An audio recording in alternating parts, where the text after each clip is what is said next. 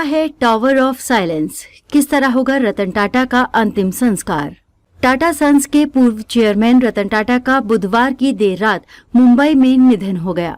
उनके अंतिम संस्कार की तैयारी चल रही है। रतन टाटा पारसी धर्म से ताल्लुक रखते हैं, लेकिन उनका अंतिम संस्कार पारसी परंपरा के अनुसार नहीं होगा। उनका अंतिम संस्कार पारसी की जगह हिंदू रीति रिवाज से किया जाएगा। उनका अंतिम संस्कार विद्युत शवदाह में किया जाएगा। इससे पहले करीब 45 मिनट तक उनके लिए प्रार्थना की जाएगी। अंतिम संस्कार से पहले रतन टाटा को राज्य सरकार की ओर से गार्ड ऑफ ऑनर भी दिया जाएगा। हालांकि पारसी रीति रिवाज में अंतिम संस्कार की परंपरा अलग और काफी कठिन होती है। हिंदू धर्म में शव को अग्नि या जल को सौंप दिया जाता है। मुस्लिम और ईसाई समुदाय में शव को दफन कर दिया जाता है, लेकिन पारसी समुदाय में ऐसा नहीं होता है। पारसी लोग शव को आसमान को सौंप देते हैं, जिसे गिद्ध, चील, कौवे खा जाते हैं।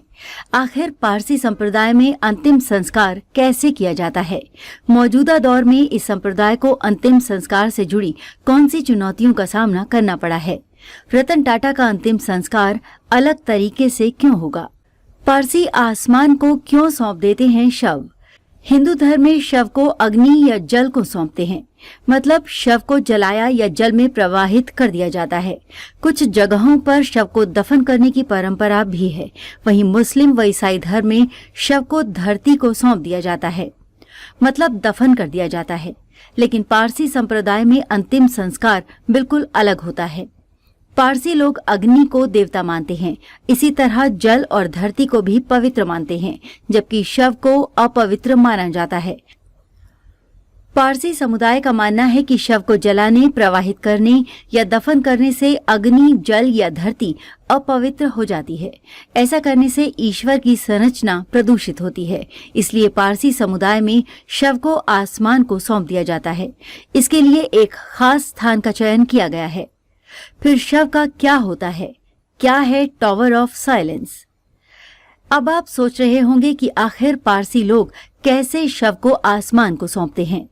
दरअसल इसके लिए एक खास जगह का चयन किया जाता है। उसे टावर ऑफ साइलेंस कहा जाता है। इसे दखमा भी कहते हैं।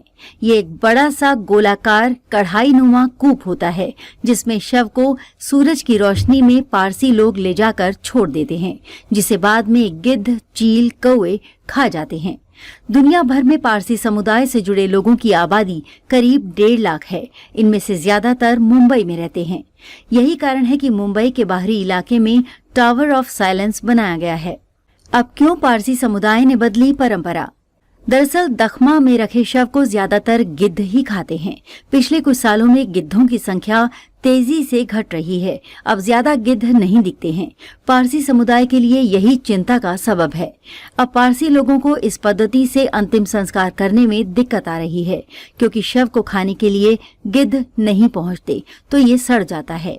इसके चलते दूर दूर तक बदबू फैल जाती है और बीमारी फैलने का भी डर होता है। अपने आसपास की खबरों को देखने के लिए वीडियो को ज्यादा से ज्यादा शेयर करें और चैनल को सब्सक्राइब जरूर करें और अपनी राय देना ना भूलें। फिर मिलते हैं अगले बुलेटिन में। तब तक के लिए नमस्कार।